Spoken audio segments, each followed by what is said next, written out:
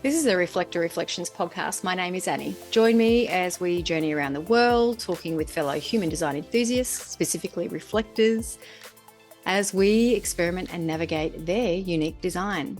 Today's beautiful conversation is with Lua, and Lua is a 4/6 reflector with the right angle cross of the 4 ways. Lua is also a transformational coach, mama bear, and all-round legend, does many things. So very excited to have you here, beautiful soul. Welcome. Thank you so much for having me, Annie. This has been a long time coming. So I'm, so super excited to be here and just so thankful to you and to this podcast because it's changed my life in no small way. Now, we met in 2024, didn't we? At the first, I think we've known each other for a while, but we actually met. Yeah. So that was beautiful. Yeah. We've had a couple of chats online, but we met in person at your wonderful human design conference, which was fantastic. Love it. Yeah. And also a fun fact for the listeners is there's a little group of us, we were just sharing offline, there's a little group of us that are all born within a week of each other. We're all reflectors. We're all different. All 1976, all Leo dragons. Yeah. Crazy. Yep. Yeah, that we've come together. And it's so good because we can kind of talk about our experiences and how it's different, same samesies, but different, and really, get into the nuts, which we were just doing there before. And we may go into that a little bit on this, or we'll make it a part two. Yeah. But before we do that, because this is about you and this is your time and your sharing. So I'd love to ask, if it's okay, let's take us back. How did you find human design, or human design find you? Yeah, so I wish I had a really different story, but I know so many other reflectors, it's the same. You know, it was 2020. We were all anxious. We were all dealing with COVID. And I think there was just a lot online probably about human design. But actually, I was coaching someone and she said to me, I'm a generator and do you know yours and blah, blah, blah, blah, blah. And I was like, what? This thing that's to do with astrology and the I Ching? And I hadn't heard of it. So obviously that prompted me to go and check my own. And then I checked and I came back with projector. And it was because I think I put the wrong AM, PM, whatever it was with the time. And I thought about it, and I quite liked being a projector for half a day or whatever it was. I thought projectors sound really wise, and yeah, I'm quite wise, and and I kind of identified with it. I don't know, I think I kept reading into it, kept going, and just eventually was like, I'm not sure if this is right. And I maybe went on another site or something. I'm not sure how it transpired that I checked again and then realized that I'm a reflector. And then, I mean, it was the classic kind of 2 weeks of crying and just not knowing what the hell to do with my life after learning this information. And a mixture of just feeling like so seen and understood for the first time really in my life, but then also the generic stuff you get online is all, you're a mirror, you're here for everybody else, you're nothing, you're undefined, and I'm just thinking, I've been looking for definition, I've been looking to understand myself for my whole life, and now you're telling me I never will. So I just couldn't get it together for a couple of weeks, I think, with that information, and so just kind of not knowing what to do with it. But absolutely, coming out the other side and just feeling really great about being a reflector now, and seeing the gift of it all, and just really it's brought me so much peace. And actually, honestly, I just have to thank you for that, because your podcast and listening to all your guests, and hearing myself in them so much, and just going, oh yeah, I'm not the only one that feels like this. And and I'd even go so far as to say, you often, obviously, you have your other side of the show, which is the other guests come in that are generators or manifestors or the other types, and I love them and I admire them and I listen to them, but I'm like, I don't necessarily relate to you in any way like I hear myself in the reflectors that share. So it's just really interesting to hear that difference in types that seems to be there. And yeah, most of the reflectors you've had on, it's like they could have been me. It's so interesting. But obviously, like you said, we all have those slight differences, and differences that come up in our chart that that make us that bit unique to each other. But to feel, that there is this sort of tribe of us that do get what it's like to be a reflector, because honestly, it's been a struggle. I'm a 6 as well. So my life has been a long journey of sampling and playing around and understanding and trying to understand myself, looking for greater meaning, trying all the modalities and spiritualities and all the things. And just, I think coming to find human design has been one of, if not the biggest thing that's given me peace around who I am.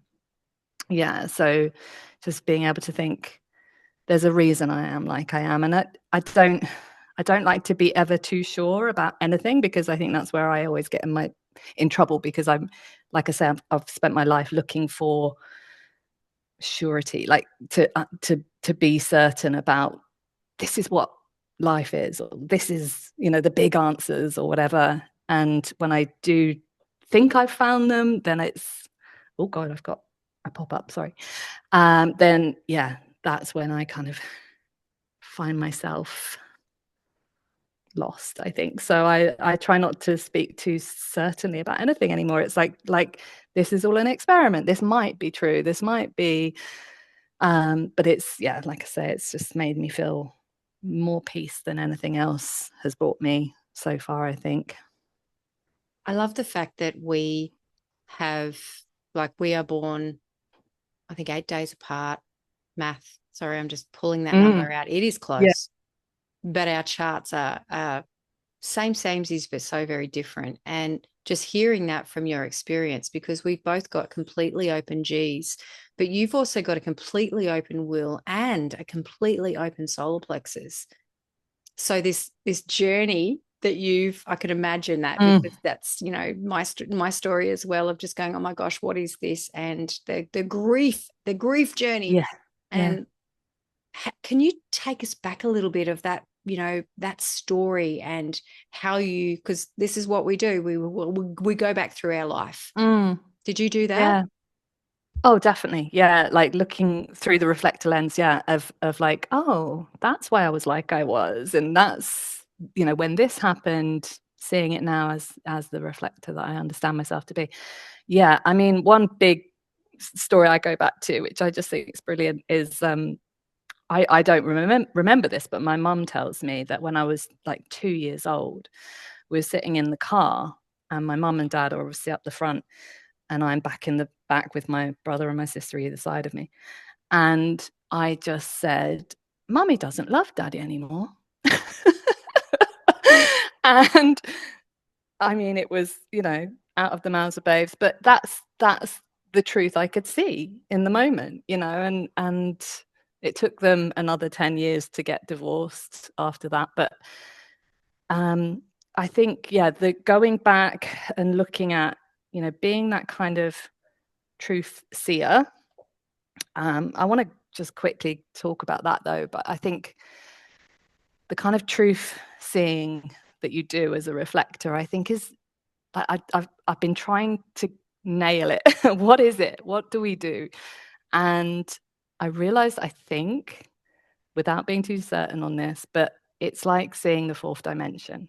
So we see that line between real life, the 3D, that's everyone's doing, and then somewhere between the fifth dimension of like higher power or whatever, we just see the trajectory.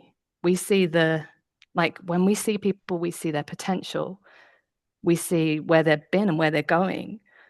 Like we see just their subconscious beliefs, like they're on a plate handed to us. Like we're just like, I can see that, can't you? Like, and then, so when I look back on my life, I'm like, God, I was gaslit so much. It's like a life of being told you're not seeing what you're seeing, because, you know, and as I know, you know, but like most people don't want to admit it to themselves, but also most people, we're seeing it before they see it, or we're seeing, like, you can't even put into words what it is we see. And it's not like a projector, I think, has wisdom, and they're just like, you know, this, I see the bigger picture, and I this is where we're all needing to go, and this is the, like, why don't you see that you could just take 3 steps and you'd be there? And, you know, they're wise, and we need to listen to them. But you know, and they all have their amazing skills, but a reflectors is so hard to pinpoint and put words to. And yeah, and I think I would, like, to the parents of reflectors, I'm like, just believe them, like, don't gaslight them, don't tell them, you know, they're wrong, because you might find out, you know, a week on Tuesday that you know, oh yes, they were right. So, I love and it just can, what you said there. It's like the projector. Sorry to interrupt you. I just no, had carry to on. make a little note, because it is. It's like the projector is able to, and not to typist here to put people in boxes, but no, it's exactly. in a way that they have the ability to articulate what they're experiencing, whereas for us it's a sensation, and you just were you know, expressing that, and I felt that too. I don't often have the words for it. I don't know how to articulate it, because it's so much like it's in me, but it's like the mind can't really process what's happening. So I love that And then we've got distinction. the open throat. So how are we meant to really express it? You know, we don't have that ability to Well, express it as defined as, I've got a lot to say on that, because yeah, people like us that have got a lot of throat activations, you know, it doesn't mean that we're built for, you know, all of these things, but yeah, we have a lot of transits that define our throat throughout the process. So yeah. I got things to say about that, but I Oh listen to no, you yeah, and you can articulate yeah, very well. So it's yeah. like, Well, no, exactly. We can, and we can't. Like, I will. It's more like when you hear, I don't know. For me, when I hear a projector speak or a generator, anyone, like, it can be so incredibly articulate and so wise, and just like they do it day in, day out. For me, it's like in waves. It's like, you know, the moon. So some days, like, you're just not going to get the right thing out of me. that was me But yeah, yesterday. I'd love to hear what your yesterday was like, because yesterday it was like I was like having these conversations with fellow reflector friends that I have, yeah, luckily, and I was going off on weird tangents, and my voice was really fast, and I was all over the shop. I couldn't come down, yeah. and I was like, oh well, it's one of those days. Just one of those days. Yeah, absolutely fine. I know, and that's the beauty of your show and everything, because it's helping me accept those parts of myself. Like, you know, because I've been hard on myself my whole life. Like, I think that's probably, you know, not only being the gaslit from the others, but also then, yeah, gaslighting myself, being hard on myself, because, you know, I'm not like them. You know, I definitely grew up in a family of mainly generators, and yeah, and obviously we all live amongst mainly generators, and you know, that conditioning of just trying to live up to their energy, their, Yeah. like, consistency. Yeah. Have you run all their charts, Lua? Did you? My family, yeah, of Yeah. course. Yeah. Yeah. Some people don't. Yeah, It's so yeah. fascinating. No, Some do, and then others I'm don't. obsessed. Yeah. Yeah, no. I mean, So I meet a new friend, I'm like, right, so I know this thing, and I want to just check. I I want to want know to who know. I'm around. I love Like, that I've thing. started guessing as well. I'm quite Yeah. good at guessing now as well. But no, yeah, I've done. So my dad is a projector, my mum is a generator, my sister's a manifesting generator, and my brother's a generator. So they're all mainly generators. Dad, the projector. And then my kids now, my family, and my partner. My partner's a generator. My eldest is a generator, and my little one is a manifesting generator. So it's just generator city, I which is love a lot. Yeah. I don't know about your partner, and it'd be really interesting. Like two questions here. Well, Mm. calm down, Annie. But the difference between a pure generator and maybe an emotional generator and then a manifesting generator, like I've found there's just such a difference. And you would have known that maybe when you were growing up, having generator mum. I don't know if she was emotional. It was dad an He was. emotional Yeah. projector? Or Oh gosh, I'm not sure about dad. I might have to look that up. But yeah, my mum, I think, was an emotional projector. Maybe. But my two kids are both emotional. yeah. So emotional pure generator, emotional manifesting generator. So And that's your partner, is he emotional and as he's well? sacral. No. No. So at least there's some stability Do you in the notice chart. that? Yeah. With yeah. Yeah, he's stable. Like that is, and he knows if he's got to make a decision, it's, yes, no, and that's that. Like Yeah. and that gives me a Wizardry. lot of, sorry, It's wizardry. like Oh, wizardry. It's like, how do you do no. that? Yeah, but it's helpful to me, I think, to have a partner that's so sure and so like yes, no about it, because you know where you stand and you're just But the kids obviously are a bit more. Because that's the thing, like you think of generators as this, like they know what they're doing, they're so sort of stable, but yeah, emotional generators, it takes them a day or two to get around something. And so yeah, and I've learned obviously to give them a bit more time. I think with all my generator conditioning that I've had around me, I am quite kind of like, let's do this now, let's get on with this fast, fast, fast. Make your mind up kind of thing. And I've learned to just step back with the kids and say, well, do you want to think about that for a day, and come back to me when you've thought about it, because I don't want to push now to them to make them do things that aren't a real yes for them. So yeah, that's a good one for us. I am just sharing here because I have an emotional manifesting generator son who's 8.5. Mm. Is he? Yeah. Oh, gosh, sometimes you just go, hey, is he? Yeah. Better check Yeah. that. Yeah. Check the age. Yeah. But he is like, yeah, he's up and down. Like there's an engine there. There's a motorized throat, there's an engine, but he is really emotional. I don't know if it's just something that because I'm so emotionally aware and this we talk about things, but my splenic projector daughter, she has an undefined emotional solar plexus. She is next level emotional. Right. And I think to myself, again, it's another one of these things that human design kind of says, oh, well, if you've got an emotional authority, you need to ride these waves and these waves are going to be like that. I find sometimes the emotionals, those with emotional authority have a better grip on it than anyone else. And my poor daughter is at the subject. I'm just like, whatever, I'll go with. I just ride the surf, but she's just bang, bang, bang, bang, and I'm like, Yeah. wow, are you amplifying him? Because he's like, Yeah. do you find that? I don't know. I'd love Yeah. I mean, my 4-year-old is the emotional generator. So I'm only 4 years into to. Yes. to this ride. But I kind of define her as like she's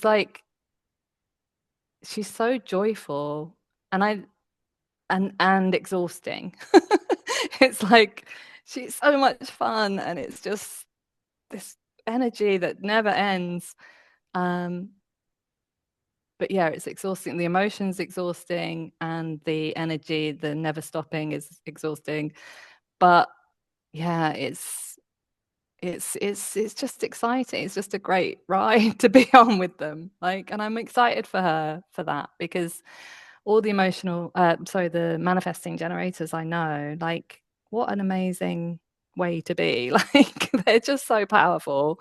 And yeah, to have, and I feel great around emotion. I keep saying emotional, but just manifesting generators generally.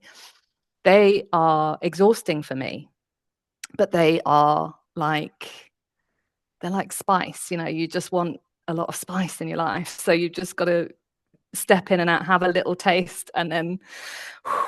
But when it's your own child, I'm not able to, step away as much as I maybe always want to, which is, I have to kind of deal with that guilt around feeling like that a bit, because obviously as a parent, you want to be there emotionally and give them stability, security, safety, all those things. And and also she's super resilient. So partly, being the second, just in her nature as well.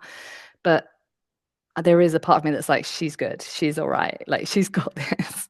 And maybe it is just best sometimes when I do step away, so that we can both come back and be stronger together. Because and that's something that I'm learning to do, is just kind of rest more and be okay without feeling guilty about resting so much. I think I've spent a long time trying to chase and be a generator, and ultimately, and then now I'm definitely more, I'm just playing around with so much of the idea of like, this is just me being me and allowing things to come in and feeling aligned, and then stepping out, not this kind of, oh, I should do it like everybody else does it, which honestly was my journey for too long.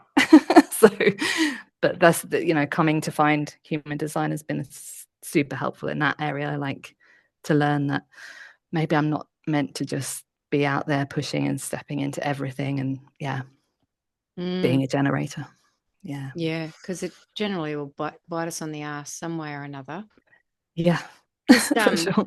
I often feel into, because a lot of questions that people always ask me, and I feel they ask a lot of others. I'm a reflector. I'm thinking about starting a family. How have you experienced it? And I'm like, oh my gosh, tell me on any given day how we experience it, because it's going to be challenging at times.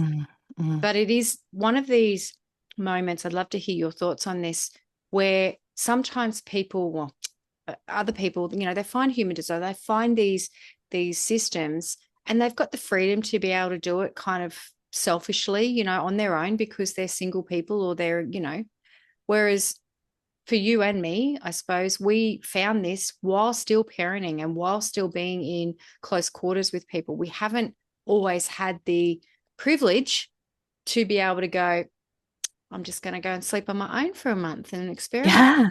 We've had to experiment in reality. And I've felt that frustration in me sometimes with that, of going, I just want to, closet myself away in the bush for a month. Like, but you just can't. No. So I'd love your thoughts on that, because that's sometimes I think, oh my gosh, but then at the same time, I'm like, oh, well, this is my experience. We're parents, we've chosen this path, and for sure. I think, well, I have probably controversial views about the sleeping on our own thing. I actually used to have so much trouble sleeping on my own when I was younger. Just thinking I was a night owl and going to bed too late because I couldn't find, I couldn't just step into that window of trying to get to sleep at the right time. I just couldn't rest. So when I got together with my partner, that's probably 12 years ago, I don't know. He loves going to bed early, and he's in bed often by 9, half 9. And I just love it. And I want to be with him. So I get in bed and we go to sleep early, and he's great to sleep next to. He's quiet. He's stable. He's reliably going to fall asleep, 5 minutes after he's hit the pillow. So actually it works for me, but I do love a night on my own occasionally. So, like last night he came home and slept on the sofa because he had a bit of a gas problem. So he was like, he was like burping and stuff, and he doesn't want to wake me up. So he was like, oh, I'll sleep on the sofa. So I love it. Yeah, do love a night on my own, but I find it really hard. I will go to bed late if I do. And then I end up feeling not very well slept. So yeah, I don't know if I agree fully with that. I think there is something about sleeping on my own that I do love, but it's not, I think it's about the right environment. We, as reflectors, we need to find the right environment. So as parents, maybe it's all about having community. Like for me as a 4 as well, having community, having the right home, the right, getting out in nature enough, doing like just all the things that create a great environment for us. So maybe it's more about environment than being completely on our own, free to do whatever we want. I mean, yeah, this is just the phase of our lives and we've both chosen to have children sort of slightly later in life, and like you obviously had your older ones, but mine are 4 and 9. So I think I knew that I didn't want to do it too early. I think I was collecting wisdom first of all. Like I knew that I didn't want to have children before I felt like a grown up myself, and I still don't feel like a grown up. So that's never come along. So I did eventually just have to go, right, well, am I going to be a mum or not? Like, now's the time to decide. So yeah, and they're our best teachers, aren't they? They whatever stage of life you go through with them, like you're gonna, yeah, they teach us everything. So, and I do feel sorry for them because they've got to see, I'm learning on the job, especially for my oldest. He's seen me learn on the job, and then my second, she'll get what she gets. They're totally different experiences as well, aren't they? Because we're not the same people the second time round and third time round and fourth time round. But I don't know, did that answer your question? I probably went on a tangent, but I love tangents. How was that experience for you in just having maybe you and your partner, and then adding to that family, like the pressure that that energy that comes with having children, and the responsibility of that when you can't tap out, you can't really just, oh my gosh, I'm just going to go for a walk, or I need a bit of time for myself, because this is in a way the non-sacral burnout phase of just going, oh my gosh, I know I need time, but I can't because I got little people who are depending on me. How do you meet those challenges? It's a work in progress. I mean, I definitely, that is probably one of the hardest things. But I'm learning to maybe step away, to have some moments of meditation mainly. Like, that was another thing that kind of came to me in 2020 as well, was meditating daily. And yeah, I never used to be able to sit still. Never used to be able to find even a few minutes to settle my mind, back in my younger days. And yeah, until 2020 really, to realize how amazing meditation is. And I do it with the kids sometimes. My eldest especially is already quite into it, so he does it with me. I think it's hard. Like, that is probably what I've been struggling with the most over the last 4 years, especially, is being the calm in their storm, and trying to not amplify, all their big emotions, and and deal with all the, it's not just human design wise, it's all the, emotional traumas that you're trying to, not be the bearer of, the intergenerational trauma. And so all we can do is just, I do scream, I do shout. There is times I'm definitely not the perfect mum. No one is, but I know that when I do, I clear it up. It's like, and I think clearing up looks like apologizing for yelling or whatever it is that I've been doing. It looks like, it's not like a promise that you're never going to do it again, because I don't think I can promise that. But it's understanding the impact on them, and then making some kind of moves towards repair. Like, what do you need next time? Understanding, coming from curiosity, what could I have done better for you? Or I can see that I could do better. I'm going to try harder. But yeah, I can't promise that I'm never going to yell again, because it comes out of nowhere sometimes, that amplification. It really does. And I don't know about you, but for me, one of these first forays into like doing a lot of the centers work and really understanding, the air quoting not self of the centers, was I became super paranoid that I was, I hear you saying that I'm going to amplify all of these things. And so I found myself kind of putting stoppers and bumpers on myself to go, oh no, I can't. And like you, I am a feisty. Sorry, I'm not saying you're a feisty. We're dragons. Bitch. I'm a feisty bitch, is what I want to say. No, I'm definitely a feisty bitch.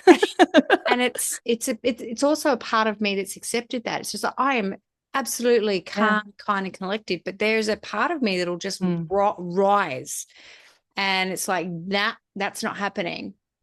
And I've learned to love that about myself. And so sometimes the reaction will catch me off guard. But I love what you said, because I do the same thing. I'm sorry, my reaction may have, caused you pain that or may have upset you. I'm sorry. And I allow my children to see that, because I feel that that's also human behavior, and we get to role model that. Here's your sixth line coming in, but we get to role model that. If we're all just zombies with no emotional depth, how do we navigate anger? How do we navigate sadness? How do we navigate that? We have to feel it. And it's sometimes how we catch ourselves and go, oh my gosh, sorry, lost my shit a little there. I'm feeling, and I often say to my children as well, if that happens, I'm just feeling really pressured at the moment. I'm just trying to get everything done. And that was a big cistern in me that was just bursting out. And I'm sorry that, I yelled, or these are the conversations we have here in the house, because I just go, well, I'm human. I don't want to be perfect. And I also don't want them to be perfect, to go when they lose their shit. It's like, oh God, here we go. It's like, and I always just sort of say to myself, it's not mine. Just allow them to have their moment too, and how they can navigate it. So I think for people, when they ask me about what it's like to parent as a reflector, this is what we're talking about here. This is what it's like. It's like because I don't know about you, but it's like sometimes it's just like, oh, the reflector's just this magical unicorn who's like Glinda the Good from and it's like, absolutely not. No, There's none of that. It's no, and that's one of the things I think I wanted to talk about. It's like it is hard.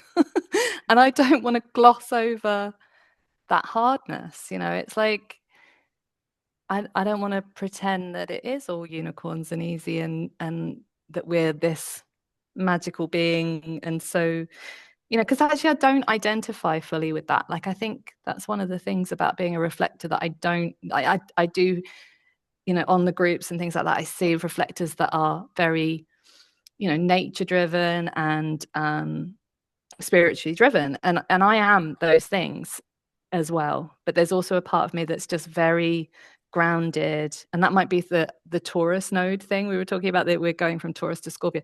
But there's a very grounded kind of city girl in me that's like, that loves makeup and, all the kind of flash and the luxuries and things like that as well. That's maybe my Leo side as well. But it's not like I'm this ethereal, unicorn. I'm not. I'm just. But anyway, I think it's important to just say, like, it's bloody hard, and I've got so many tools in my toolbox. Like, I'm doing the absolute best I can to break these generational traumas. I'm doing the utmost, and at the end of the day, we do have to learn to love those sides of us. Like, Yeah, I'm probably more screamy than my mother was, you know. These things happen, but then also I think my kids know that they love them, and I'm just hoping that apparently, you know, it's like 51%. If your kids feel 51% safe, secure, and loved, then you're doing it right. You know, you're gonna have the other side of it. There's going to be that. And it's okay. Everyone's fucking up. Everyone's getting it wrong. But I really think we have to talk about how real we're all doing it. You know, it's because I think, you know, when women don't talk about their hardships, their struggles, their realities, is when it gets suppressed and it doesn't get healed. And it's, you know, it's like you got to get it out on the table and just be real about it. So yeah, that's No, what I call the thing I'm doing, the messy middle, because I'm right in it. I'm always going to be in it. Like, we're not ever going to be fixed. We're perfect as we are, and we're growing, and we have breakthroughs, and we move on. You know? I love that you call it the messy middle, because Yeah. look at all those 6 lines that you've got in your chart. Mm. I mean, bloody hell. Mm. How many have you got? A lot. 10. Mm. Oh wow. You've got 10 6 lines in your chart. So Mm. that's a lot. Yeah. So the messy middle is navigating through that messy middle. And you were just saying there as Well, well right now, before, yeah. of Mm. going, I'm feeling on the roof. So I guess that Yeah. leads us into how did that 4-6 profile of yours, because I like to put the profile cloak on sometimes, Mm. because it feels like, oh yeah, that's right. That's Yeah. a little bit more me. You know, the reflector thing's Yeah. one thing, but sometimes the profile can, oh, Definitely. just some Definitely. validation there. So would you like Definitely. to share? Yeah. Um, so obviously the early part of being a 6 is all the sampling of just going through it all. And I have been on a big journey, you know, up until my mid-30s, really, of just doing everything. I ran businesses and yeah, had various interests. I was a DJ. I ran like not-for-profits to teach women skills in arts and DJing and music. I ran a jewelry brand. I coached. You know, so just lots of different things.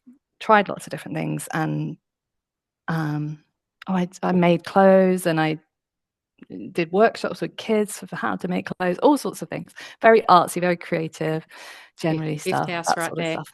Yeah. Lewis got a stellium in her 5th house. So for those astrologers Okay. listening.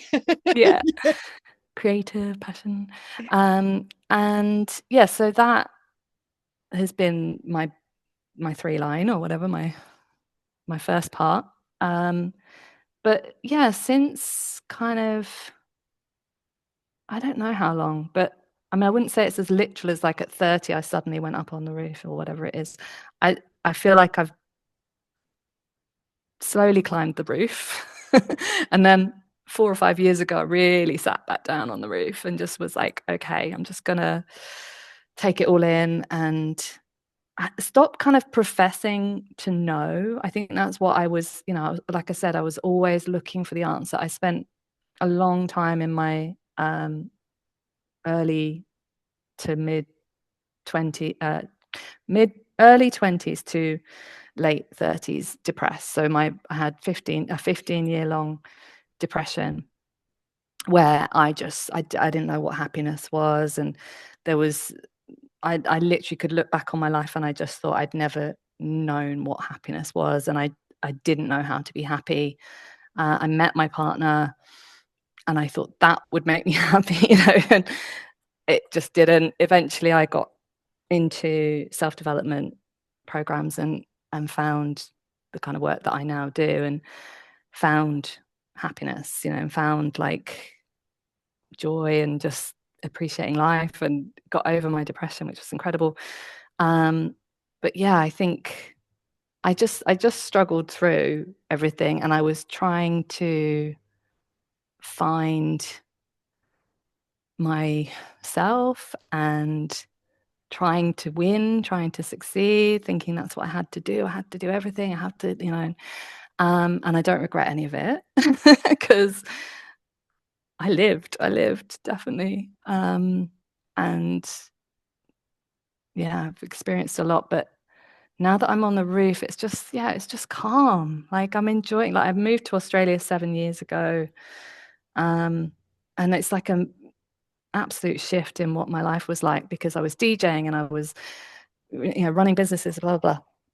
And then I came to Australia and it's like calm and I'm finally in the right environment. Like nothing wrong with what I did before. And that seemed great while I was doing it and everything. But now that I'm here and I feel so lucky to just be in nature and just a calmer existence, then I feel like settled and I feel like I can just relax and be my authentic self and just show up how I want to show up. And it's a continuous journey, obviously. But yeah, that's where I am now. And it feels like, the role model is coming. Like the wise woman I'm going through my I'm not going through menopause. Menopause happens when it happens, but I'm perimenopausal. So absolutely it's going to happen. And yeah, that kind of, I feel like I'm teetering on that edge and I don't know what that looks like. But I'm slowly feeling like coming down off the roof. So, and you're here. It's been good. Yeah. And here I am. Yeah. And you initiated that, Yeah. after me banging on at you for I want to say nearly 2 years, but and I say that not in a pressured way, but hey, just putting this out there. I'd love, Yeah. And but I could feel that as well, and I can empathize with that because I do have some six lines, but not a lot. And I've always had deep respect for the six line journey because I can imagine how it just traverses so many different areas, that 3 phases.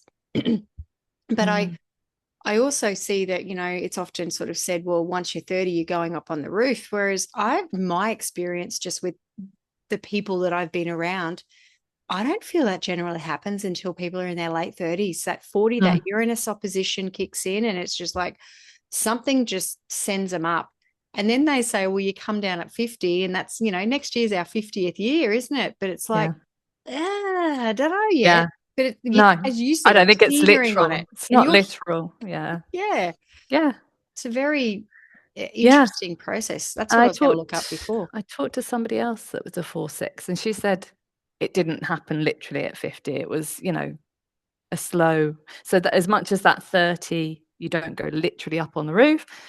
Maybe you don't come down off it as literally either. So, and that probably looks different for all different people. But yeah, for me, I'd say my journey up on the roof was more 40-ish, Yeah. And then my journey down, who knows? But I just feel aligned now. Like I step into what feels aligned. When I was coaching before, I kind of had a hiatus to have my second child, and I was running a business trying almost to be a generator. I think, in that COVID era where everybody was online and just, you gotta show up, you gotta be this, you gotta be that, and tried to do all that. And I think I hate the word burnout, but maybe I burnt out a bit. There was, but it was more, this just doesn't work for me. It's not how it's meant to be for me. And I think it's took me going on the roof for this time to just really retreat into how I want to be as a coach, how it's not about me, doing things like everybody else does them. I've got to do it my way. I've got to do it where it feels true, where it feels authentic for me. And it's okay to go really slowly. Yeah. There's no rush. No. I'm okay with just doing it like in my general life, like talking to who I need to talk to, and just, yeah, doing what feels good. Yeah. I So love that.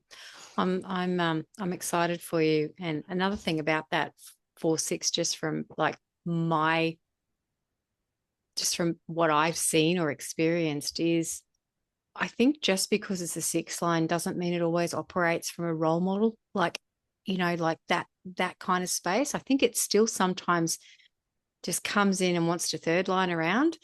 And I feel that people forget that. They forget, they just feel that there's this pressure then of going, well, now I've got to role model this.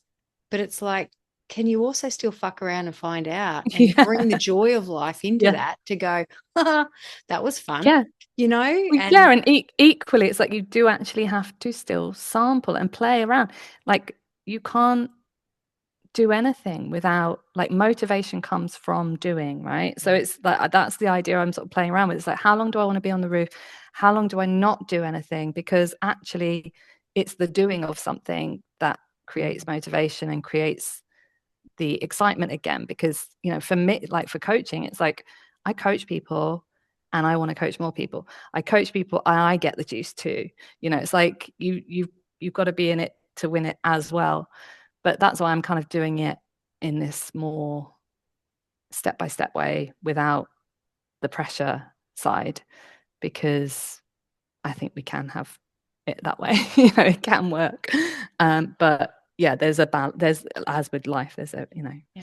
there is a balance. And also it's been about my 4-year-old. I've wanted to be mum and to take the pressure off myself so that I can show up as best I can, given that I am a reflector and I've got limited energy, and honoring that. And that's okay. Like this, I look around and I have made myself wrong and thought, God, I'm not this manifesting generator that can have kids and have or have 4 kids and, this huge coaching industry job or whatever.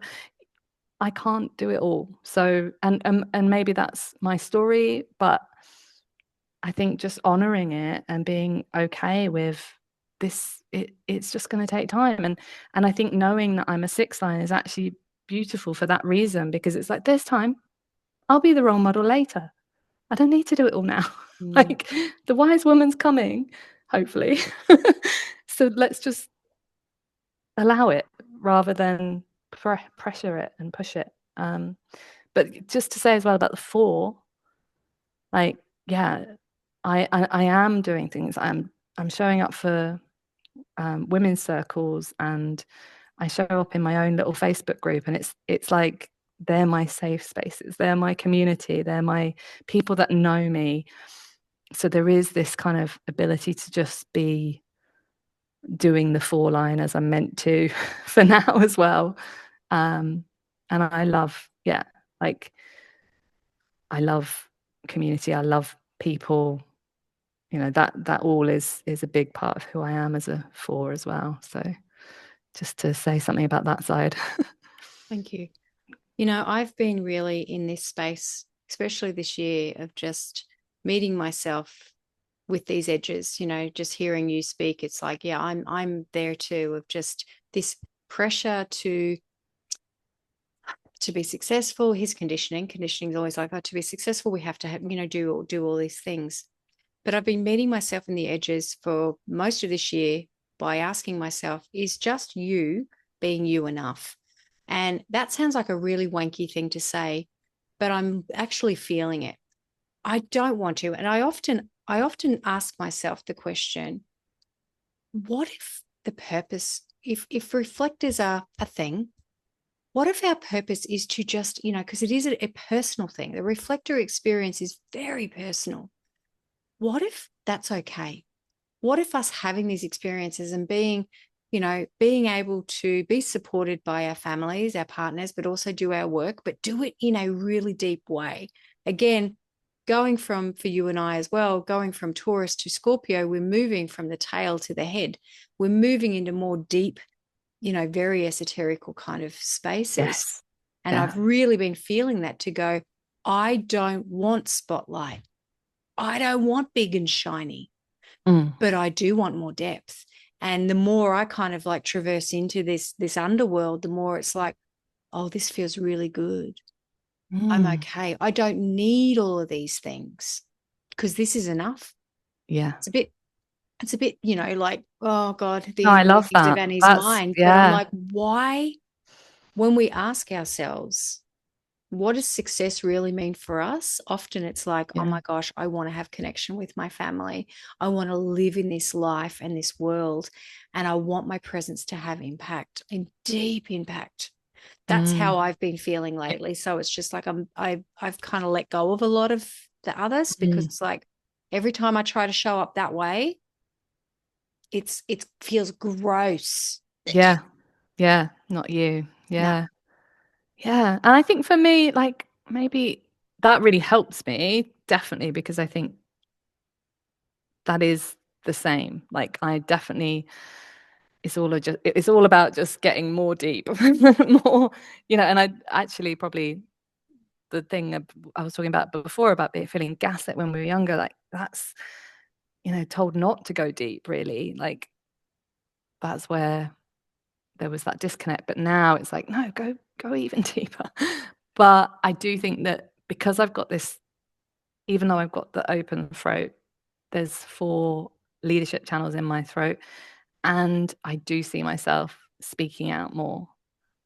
And yeah, there's something about it for me. So it's not necessarily as a spotlight, us Leos are, told we are wanting all the limelight and we're the center of the show and whatever. And there's a real uncomfortableness about that for me, because it's like, it's never about me, really. It's like, I actually just have a real passion and like deep sense of like need to do something for the world and for women specifically. Like, I'm all about empowering women. So it's never about I need to be the center of it. It's like, I've got a mission, I've got a way, I've got a thing to teach or do, or or show people. So it's never about, and I think we have to, or I have to find that in myself, that it's okay, you're not being a show off, because you had that probably as well when you're little, like, don't show off, what are you doing? Too And then loud. you, yeah, Too you're loud. too much, you're You too laugh too much. loud. I remember Yeah, these stories, I always catch them and I'm like, yeah, but sometimes I want to laugh with vigor and, embroiled enthusiasm. And why yeah, can't I? So I just go, yes, yeah. And probably most women feel that same story. We're all yeah. told we're too much, we're too much. But yeah, that's in me still. And I think there is the role model coming out in some way there. But who knows what that's going to look like. I'm just calm about it now. That's the thing. I think Mm. I always wanted to, like in my earlier days, wanted to succeed, be the big thing. Like, I was a DJ, so I wanted to Yeah. break through and be, it was always about women. It wasn't about me. It was about, like, I was trying to rise up female DJs. So I had a whole group of girls that we did it with, and it was about us and about women rising, but yeah, so Isn't it interesting that we always knew deep down where we were kind of like destined to be? I find this absolutely fascinating. And I say to people, you've always been doing this. It may be just in different ways. And it's just kind of experimenting. But we always, when they say about the reflector as well, the reflector's inconsistent. Well, hello, there is a level of consistency, which is maybe our soul theme or our life path, yeah, that always comes to a very similar space. And for you, when you look back, you're like, there's a yes, theme that's been playing out always, through your yeah, story. And the yeah, same is for me. It's all, yeah, all about, family and birth and postpartum and right, navigating that journey. It's like, yeah, you can't make this shit up. When you see it, you're just like, well, if I get out of my own fucking way, I'm good, because it's yeah, always been here. It's just, yeah. I'm the problem. I'm the problem. Yes, but it's always had different takes, from Yeah. different. Yeah, we've just And like I've constantly sort of looked at it, worked on that area, because you know I felt strongly as a feminist from teenagehood, and then wanted to do something about it, felt compelled, and then I've gone through all the stages of feeling like, but is this just another one of my stories? Is this another one of the things that I can break through and get to a higher place? And no, at the end of the day, it's who I am. Like, that's the one consistent thing I am, like, is about empowering women. That's it for me. It's like it's not like anti-men at all. It's just, I think if I was to go to the fifth dimension on it, it's probably, I want the world to work better. Like, I just want the world to be a more workable place. And when I look at the world, I see patriarchy is not making the world a better place for men or women or anyone in between. So what else is there for me to do? Like, let's deal with the problem, which is patriarchy, not because men made it that way, just because patriarchy is the problem. And yeah, that's my passion, I guess. Like, and it always has been, it always will be. And like you say, if reflectors aren't consistent, then I don't know where that comes from. So what a gift you are to the world. Thank you. Oh, thank you, Annie. Thank you for having this chat with me. It's I still think we need to have a V2 on the 76 gals, Yes, the Leo Dragon 76 girls. I think I might, absolutely. I think we should get us all keeps together. coming. It'd be hilarious. Yeah. There's another little group that's the Decembers. They're the Sagittarian 76ers. Right. And I bet they're amazing. They're circling as well. So it's just like, maybe just the 76 dragons could come together and share, because we're all, we're starting to go through that Chiron return. Like, there's shit being shaken up in us all. And it's really good to just along with the whole perimenopause changes of life. Well, I'm postmenopausal, so good luck with that. Yeah. Okay. Oh my God. Yeah. But share with would you like to share with people a little bit more about what you do and where they can reach out to you? Yeah, well, I'm on Instagram. I don't post a great deal at the moment. As I say, I've been hanging out in my private groups and things. But I'm open to discussions. If you feel, the call to chat with me more, my DMs are open. So my Instagram is instagram.com/coach_Lua, Lua. Did you know that Lua means moon, by the way? No. Well, I didn't know that, but I remember doing your lanyard back at the first conference, and I'm like, what an interesting name. I've never heard of a Luna before. And I was like, oh, it's not Luna. I had to actually correct it. It's not Luna, it's Lua. And I'm like, so it's funny. There's a story. So I didn't know that it meant moon when I took on the name, basically. So my full name is Louisa, Louisa. My friend used to call me Lua because I didn't like being called Lou. So I was like, I've got an A on the end of, it's Louisa rather than Lou. I didn't want to be called a toilet. So it was Lua was my nickname. And eventually 15 years ago or something, I just said, I'm just going to take that as my name because I prefer it. And then when I found out that I'm a reflector, I was like, oh my God, it all makes sense now. But it's Portuguese for moon. So yeah. I love the fact that you changed your name too, because I did the same. I just took my own identity. Oh, wow. Yeah. You weren't christened Annie. You weren't born. Well, I was Annie with an E, and I just was so sick and tired of being like having to say I'm Anne with an E. Yeah. And I just always went Annie, and I just went, I'm doing that. And I just took charge of it. And it's interesting because I'm adopted, and my biological grandmother, her name was Annie. So there's this little bit of a thing here in that. I won't go into it, but it's like it was meant to be. And I know we often, I speak with people and go, your birth name is whispered to you from, who you are, and by changing that, do you change the direction of your life? Yes. When I when I changed my name, my trajectory of my life shifted.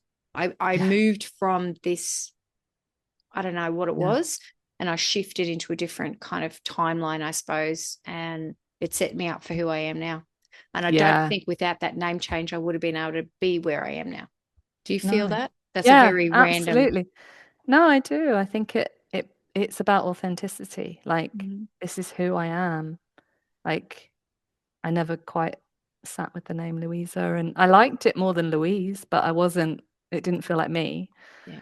So yeah, and so often, like you said, like I had to introduce myself all the time, and people would still call me Louisa because they'd see it on my Facebook or whatever. Like, and I was like, I'm just going to change it across everything, and I'm going to be Lua now, and that's, I'm going to actually take the power of introducing myself as Lua, not Louisa. Oh, you can call me Lua. Like, I for ages I had that. Like, I had to tell them my real name just for some reason. Like, I didn't, just owned it eventually. Yeah.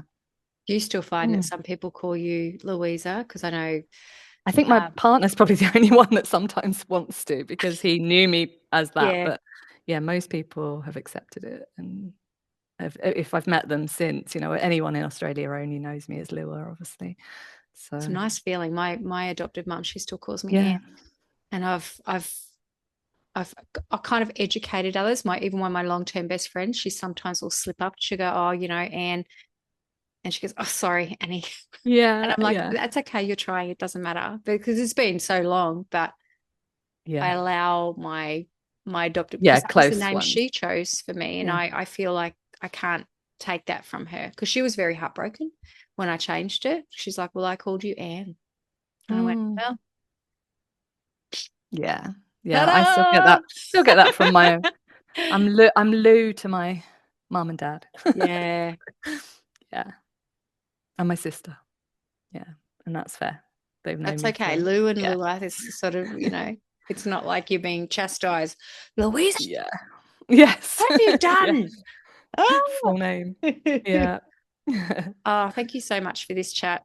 And thank you so much for reaching out. It's just being wholesome and heartfelt, and I look forward to gathering the dragons and having a chat, because I think that'll be really fascinating as we explore, which is what I was sharing with you about.